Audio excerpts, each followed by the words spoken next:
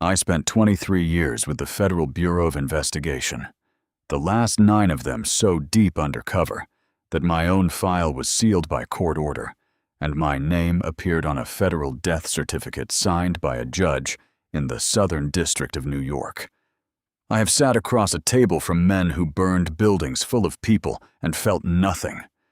I have worn a wire into rooms where one wrong word meant they would find pieces of me in 3 different states.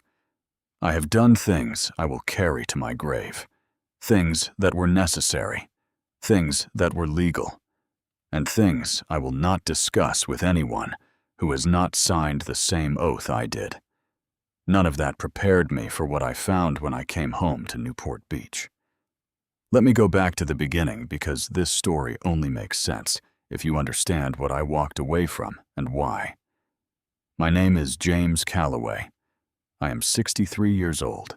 I grew up in a 2-bedroom house in Riverside, California with my mother, my younger brother Kevin, and the particular kind of quiet poverty that nobody talks about, but everybody in it recognizes. My mother worked double shifts at a laundromat 6 days a week. She smelled like other people's fabric softener, and she never once complained about it. Not once. When I was 17, she sat me down at the kitchen table and told me that she had saved $400 and that I could use it for whatever I decided my life was going to be. She said she was sorry it wasn't more. I told her I didn't need it. She pushed the envelope across the table anyway. I joined the FBI at 26 after 6 years in the Marine Corps, 2 tours in the Gulf. Kevin went a different direction. He had a talent for numbers and a hunger for comfort that I recognized even then as something that would either make him very successful or very dangerous depending on which side of the line he decided to stand on. For a long time, he stood on the right side. He built a financial consulting firm in Orange County that did well enough. He married a woman named Diane who had ambitions that matched his own and a smile that never quite reached her eyes. Our mother, whose name is Eleanor, but who everyone who loves her calls Ellie, retired at 68 after 40 years of work that wore her body down in ways she never let show on her face. I'd made money over the years, federal salary, careful investments, a property in Newport Beach that I bought in 2009 when prices collapsed and held on to. It was a 4,000 square foot home on a bluff above the Pacific, assessed at the time I transferred it at just over $4.8 million. I put it in my mother's name in 2014. She had earned it. She had earned 50 of them. Then I went under. The operation I was assigned to in late 2014 was targeting a network that had embedded itself in 3 port cities along the eastern seaboard. I cannot tell you more than that. What I can tell you is that 9 months in, my cover required a death, a real one, documented, filed, believable. The Bureau arranged it, car accident outside of Baltimore. James Calloway, age 54, no survivors. The death certificate was real. The body in the casket was a Bureau prop that my mother was told held her son's remains. I was not allowed to tell her. That was the condition. That was the thing I agreed to, and I have not forgiven myself for it, and I do not expect to. Kevin was the only person who received a letter from me, not explaining anything, because I couldn't, but asking him to look after her. 3 sentences. I trust you with the most important thing I have. Take care of Ellie. I will explain everything when I can. I sent it through a Bureau intermediary. I never received to I told myself Kevin was grieving and didn't know how to reply. I told myself a lot of things in those 9 years. The operation concluded in the spring of 2023. 31 indictments, convictions that will hold for decades. I was officially resurrected, new documentation issued, identity restored. The death certificate voided through a process that took 4 months of paperwork and 2 federal judges. I aged out of field work. I took a medical separation. I had a torn rotator cuff, 3 cracked ribs that had healed crooked, tinnitus in my left ear, and the particular brand of exhaustion that doesn't respond to sleep. I called Kevin from a bureau field office in Virginia the day my paperwork cleared.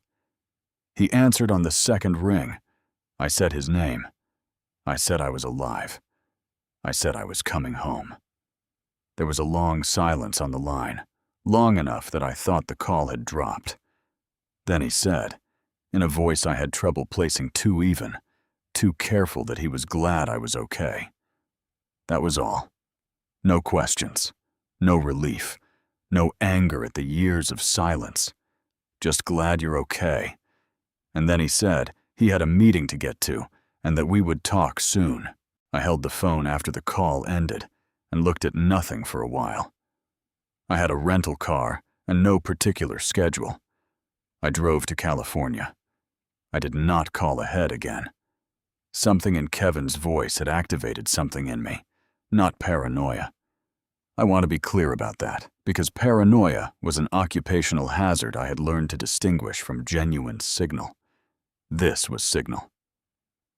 23 years in federal law enforcement teaches you that the people who have done something wrong are very often the ones who sound the most controlled when they should sound surprised. I came into Newport Beach from the north on a Tuesday morning in May. The coast was clear and cold, and the kind of beautiful that California does without trying. I parked 2 blocks from the house and walked the perimeter first, the way I always approach anything on foot. Slow, eyes moving. Old habit, necessary habit, as it turned out. The house looked different. There was a new gate at the entrance to the driveway, wrought iron. Expensive. There were 2 vehicles I didn't recognize in the motor court. There were solar panels on the roof that hadn't been there before, and a landscaping crew working on the east side of the grounds. The flower beds my mother had always kept herself, simple marigolds and lavender, had been replaced with the kind of architectural succulents that cost $400 per arrangement and require no personal care whatsoever. I stood at the edge of the property for a moment and reminded myself that I was a civilian now and needed to act like one. Then I walked to the front door and rang the bell. A woman answered. She was perhaps 40, dark hair pulled back, wearing a gray uniform, the kind of thing catering staff wear, or household staff, with a small embroidered logo on the chest that I didn't recognize. She looked at me with the polite blankness of someone trained to manage visitors. I asked for Eleanor Calloway. The woman hesitated in a way that told me everything before she said a single word. Just a half-second pause, the kind that happens when someone is calculating rather than simply answering. Then she said that Mrs. Calloway was occupied and asked if I had an appointment. An appointment to see my mother. I kept my face neutral. Another old habit. I told her I was a friend of the family and asked her to let my mother know that James was at the door. The woman asked me to wait outside and close the door. I waited. I breathed. I looked at the Pacific, which was doing what it always does, moving without urgency, without memory, without any interest in the particular disasters of human beings. The door opened again, not the woman in the uniform. My mother. She was wearing the same gray uniform. She had a cloth in her hands, and her hair, which had been silver and full the last time I'd seen her, was thinner now, and pulled back tightly in a way that looked functional rather than chosen.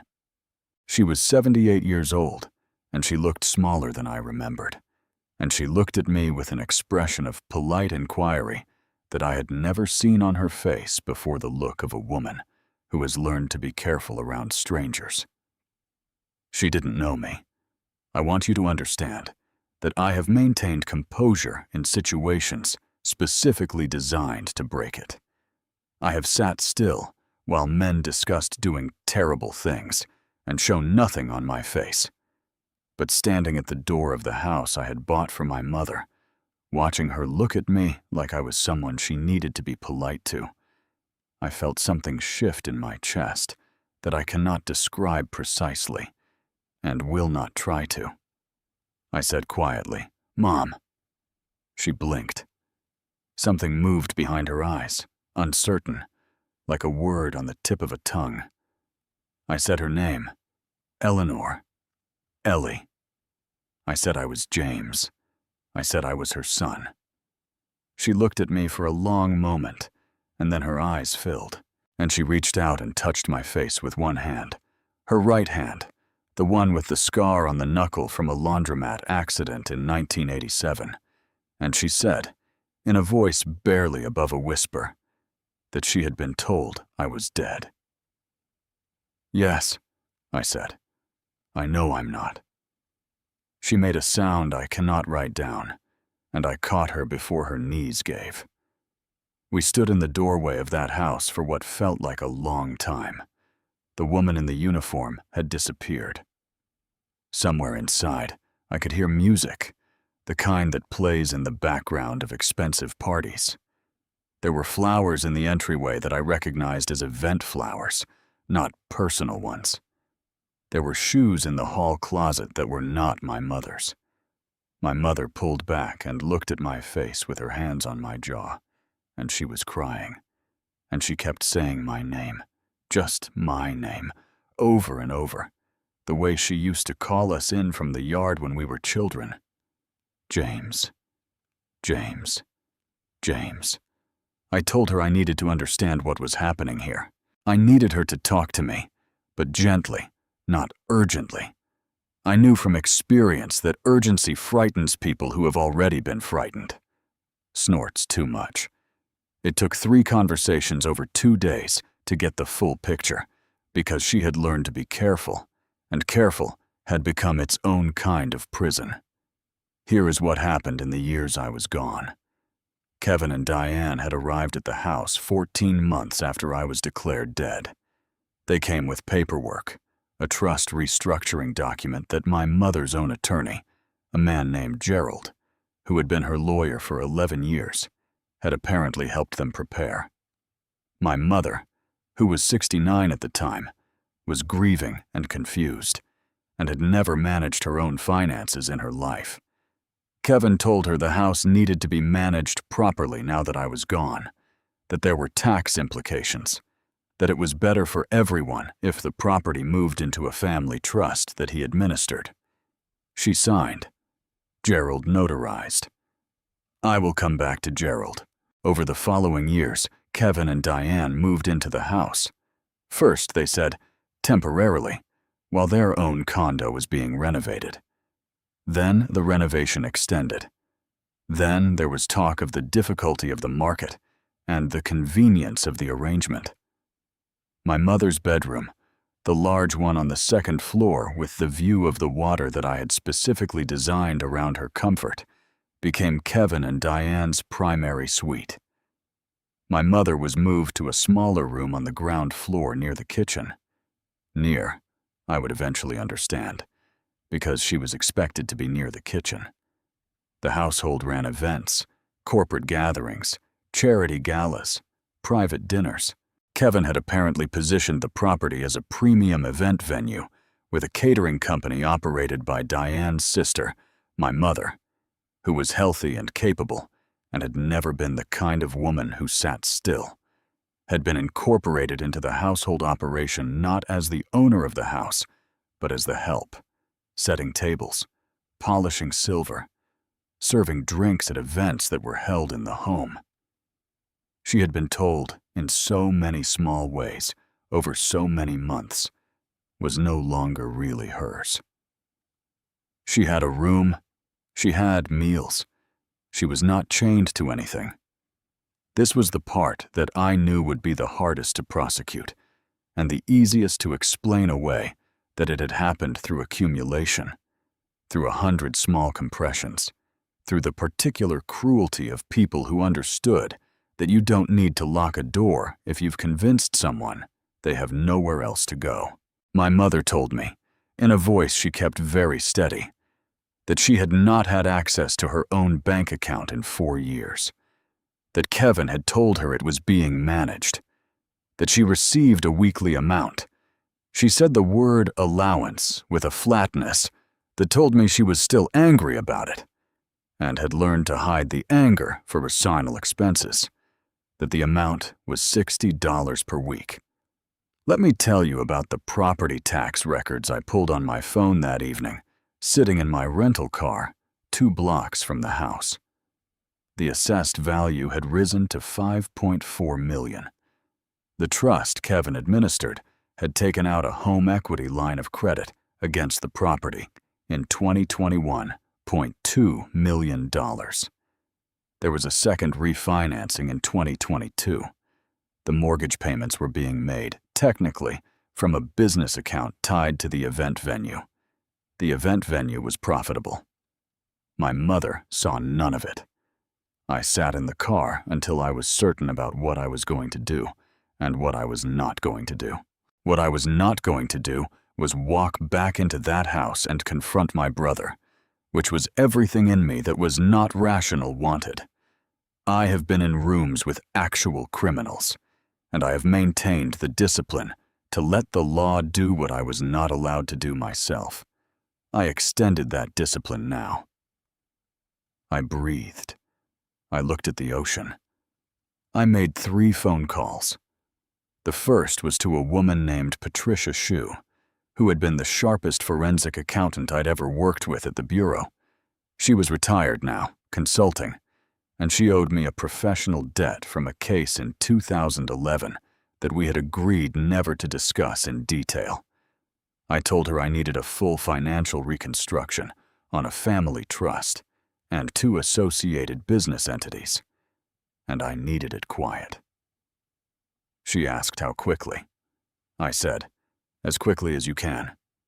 The second call was to an attorney named Robert Feingold in Los Angeles, elder law and estate litigation, who had been recommended to me by a federal judge I respected enormously. I explained the outline of the situation. He listened without interrupting, which is the sign of a good attorney. When I finished, he said, "This is actionable on multiple fronts. Don't do anything impulsive." I told him that was not in my nature. He said, "Good. Come see me tomorrow." The third call was to a private investigator in Orange County named Dennis Weatherly, who had done contract work for the Bureau and who I trusted completely. I told him I needed surveillance documentation on activity at the property, on Kevin Calloway, on Diane Calloway, and on a lawyer named Gerald. I told him I needed it thorough, and I needed it airtight. Then I checked into a hotel in Corona del Mar and did not sleep much.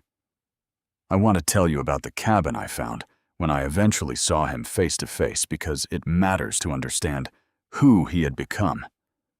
I had arranged, through an acquaintance, an introduction at a charity golf event in Dana Point. Kevin's firm was a sponsor. I arrived in slacks and a light jacket with my hair different than he remembered, it longer, grayer, and glasses I had started wearing 2 years before. I had aged, we both had, and Kevin had not seen me since I was 54 years old, and at the time he believed I was in a closed casket. I was banking on the particular way the mind resists what it knows to be impossible. He did not recognize me.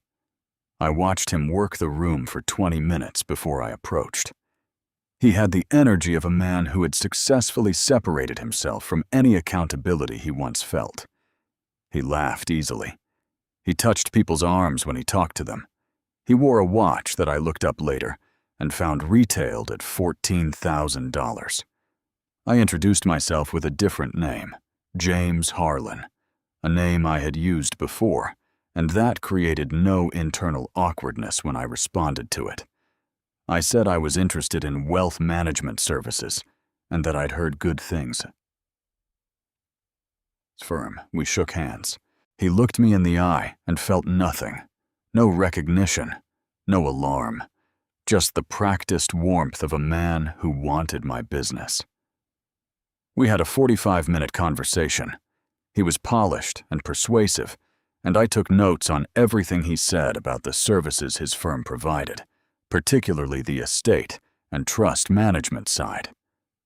I told him I had an elderly parent with property in coastal California, and that I was concerned about asset protection. He gave me his card and said they specialized in exactly that situation.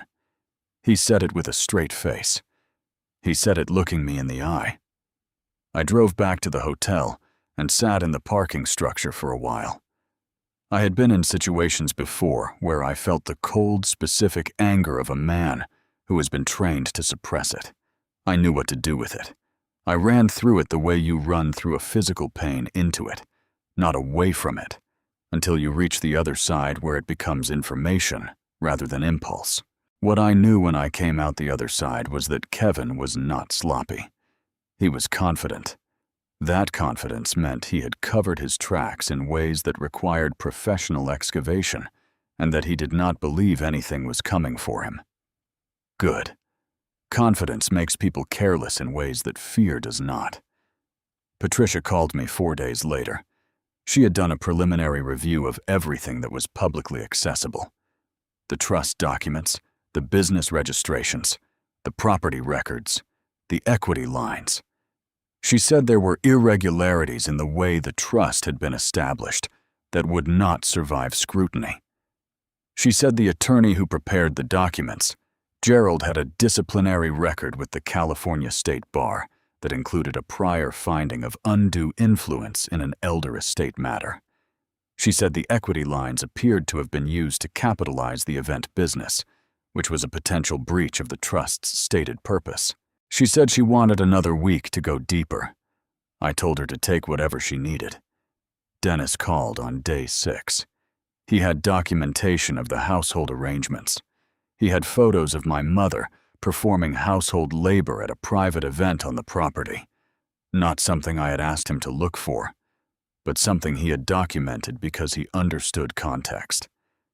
He had financial records obtained through legitimate means, trash pulls, public filings, a cooperative contact at a title company that showed the full scope of what had been extracted from the property and the trust over 9 years. I met with Robert Feingold on day 8, with everything Patricia and Dennis had put together. He reviewed the documents for 2 hours, while I drank bad coffee in his conference room and watched the city through floor-to-ceiling windows. At the end of the 2 hours, he set everything down, removed his reading glasses, and told me what we were looking at. Elder financial abuse under California, Welfare and Institutions Code, breach of fiduciary duty in the administration of the trust, fraud in the inducement of my mother's signature on the trust documents obtained under conditions that would not hold up to challenge, potential criminal referral for Gerald on bar violations that crossed into criminal conduct. The equity lines, if improperly used, constituted conversion of trust assets. The total exposure, civil and criminal, was significant. I asked him how long it would take to file. He said I was welcome to file immediately. He said the stronger move was to bring in the Adult Protective Services investigator he knew, document my mother's situation on the record, and let the criminal referral and the civil action move in parallel so that Kevin and Diane could not simply settle and make it disappear. He said, "What you want is for this to be in the public record in a way that follows him professionally." I said that was exactly what I wanted. But first, I needed to do one thing that had nothing to do with legal strategy. I needed to tell my mother what had happened, and why. The full truth of the 9 years, the part that was mine to explain, and the part that was classified, and the part that was simply the terrible arithmetic of a choice I had made, and she had paid for. I drove to the house on a Thursday afternoon and rang the bell. The woman in the gray uniform answered. I told her I was a friend of Mrs. Calloway's, that she was expecting me. My mother had, in our private conversations over the preceding days, arranged exactly this. The woman let me in. My mother was waiting in the small room near the kitchen, her room, sitting in a chair by the window with her hands folded in her lap. The room was clean and sparse and bore almost none of her. A photograph of me and Kevin as children on the dresser, a Bible, a small bottle of the hand cream she had used for as long as I could remember, the one that smelled like almond. I sat across from her, and I told her everything I was permitted to tell her. I told her about the operation and why my death had to be real. I told her about the letter I had sent Kevin and how I had trusted him with the thing that mattered most. I told her that I had been wrong to trust him and that I was sorry, profoundly and specifically sorry for every day of those 9 years that she had spent grieving and then diminished and then reduced to $60 a week in the house that belonged to her. She listened to all of it without interrupting. My mother has always been that way. She hears you out completely before she speaks. When I was done, she was quiet for a moment. Then she said that she had always known something wasn't right with the casket. She said, a mother knows. She said she had lit a candle for me every Sunday at Mass and prayed that if I was alive somewhere, I was okay. Then she asked me, very practically, what happened next. I told her. Her eyes went sharp in the way they used to when she was working through a problem. She said, will Kevin go to jail? I said that depended on the district attorney and the evidence, but that the referral was going in, and that the civil action would be filed, and that at a minimum, he would lose the trust administration, the house would be restored to her, and his professional reputation would be a matter of public record. She nodded slowly. She said, good. Then she said, I'm not angry at him. I looked at her. She said, I'm sad for him. Somewhere in there is the boy I raised. I don't know what happened to him. She paused. But that doesn't mean he should keep the house, Vaheen. I said no. It absolutely did not. Robert filed the civil action on a Monday morning. An Adult Protective Services investigator had already conducted an intake interview with my mother the previous Friday, documenting her living situation, her lack of financial access, and the conditions of her residence in the home she legally originally owned. A criminal referral for elder financial abuse was submitted to the Orange County District Attorney the same day the civil action was filed. A complaint against Gerald went to the California State Bar simultaneously. Kevin learned about all three on the same Tuesday afternoon. I know this because I was parked down the street from the house with Dennis when Kevin's silver sedan came up the road at a speed that suggested he had received news he was not prepared for. He went inside. 40 minutes later, Diane's car arrived. Another 20 minutes after that, a third car arrived that Dennis identified as belonging to Kevin's personal attorney. They were in the house for 3 hours. During those 3 hours, I drove to a diner on PCH and had the best cup of coffee I'd had in weeks, and read the news on my phone, and did not think about Kevin or Diane or Gerald or any of it. I had done what I was supposed to do. The machinery was in motion.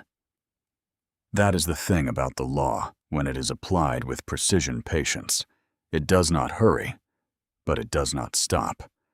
The temporary restraining order came through 6 days later, freezing the trust assets and Kevin's access to the property.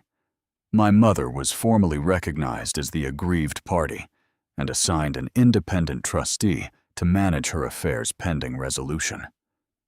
Kevin and Diane were required to vacate the property within 30 days. Kevin's attorney filed a response challenging the trust document timeline, which is what attorneys do, and Robert demolished it point by point over the following weeks with Patricia's financial reconstruction. Gerald surrendered his law license rather than face the bar hearing. That was, in its way, its own form of confession. The criminal charges took longer because they always do. The district attorney's office filed charges against Kevin for elder financial abuse under California law. Diane was named in a civil action for conspiracy, a charge that her own attorney eventually negotiated into a settlement that cost her the business and her half of whatever remained in the event company accounts. The criminal process was still moving when I am telling you this story, and I will not predict its outcome because I have seen too many outcomes I did not predict. What I can tell you, though, is that Kevin stood in a courtroom and heard a judge read the charges, and I was in the gallery, and he saw me, and we looked at each other. He looked old. He looked like a man who had discovered that the thing he had convinced himself was not that bad, was, in fact, that bad, and that no amount of rationalization had prepared him for the moment when the public record confirmed it. I did not feel satisfaction in that moment. I felt something quieter and harder to name. Not forgiveness, not yet, but the beginning of the understanding that what Kevin had become was its own punishment in a way that no sentence could fully replicate. My mother went back to the house in the middle of June. I walked through it with her the first day, just the two of us. Kevin and Diane's things had been removed by a moving company arranged by the court. The house was empty in a way that felt, after everything, like relief. My mother walked slowly through each room, her hand trailing along the walls. She stopped in the kitchen for a long time. She stood at the window in the second-floor suite that she had been moved out of and looked at the water. She said, "I'd like marigolds back. I said we would get marigolds." She said she wanted to repaint the front room, that the gray it had been painted was not her color and had never been her color. I asked her what her color was. She thought about it and said something warm, maybe a yellow, something that looked the way it feels when the sun comes through in the morning. I said we would find exactly that. We sat on the back terrace in the late afternoon, with the city below us, and the Pacific doing what it always does, moving and not remembering. My mother had a glass of iced tea. I had coffee. She was wearing her own clothes, not the gray uniform, just a blouse and slacks, comfortable in her own. She looked out at the water for a while, and then she looked at me the way she used to look at me when I was a boy, and had done something that required a reckoning. But gently she said, "You look tired." I said I was. I said it was a good tired. She said, "What do you do now?" I had been thinking about this. I said I wasn't sure entirely, that I might do some consulting, that I was planning to be less gone. She smiled at that. She said, "Less gone would be good," when the light was going gold on the water, and the boats were moving in the harbor, and somewhere down the hill, someone was playing music that floated up to us, and was mostly just rhythm. By the time it arrived, and my mother reached over and put her hand over mine on the arm of the chair, the way she used to do when we were small and scared, and she was telling us without words that it was going to be all right. I don't know if she ever fully understood all the years between that kitchen table in Riverside and this terrace above the Pacific. I don't know if the accounting I've tried to do for myself, the choices made, the costs paid, the things that cannot be given back, will ever fully balance. There is a version of this story where a man does everything right for the right reasons and still loses something essential. And I live in that version. I know that. But she was here. She was in her own house. She was going to have marigolds in the spring. Some nights that is enough. Some nights it is more than enough. It is, at the very minimum, where justice begins.